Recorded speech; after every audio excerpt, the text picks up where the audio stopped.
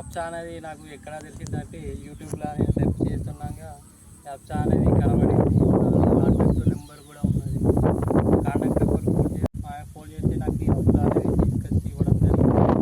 ఇది ఎలా వాడాలంటే యూరియాలో వాడాలంటే స్ప్రే కూడా చేసుకోవచ్చు.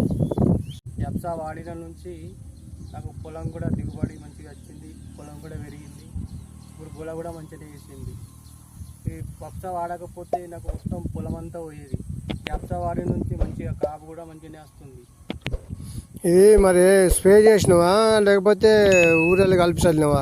స్ప్రే చేసిన యూరియాలో కూడా కలిపి చల్లేసిన. మరి పోయిన తాపకు ఇప్పటికి వరి ఎట్లుంది? వరి పోయినసారి అంటే ఇప్పటికీ లేవుంది. యాసంగి పోయింది, వర్షాకాలం ఈ అప్సా వాడింది పెరిగింది. ఇప్పుడు దీంతో నీకేమైనా ఫలితం అనిపిస్తుంది కదా, లాభం అనిపిస్తుంది కదా? మరి నీ ద్వారా ఒక 10 మంది రైతులకు చెప్పాలి. చెప్తామా?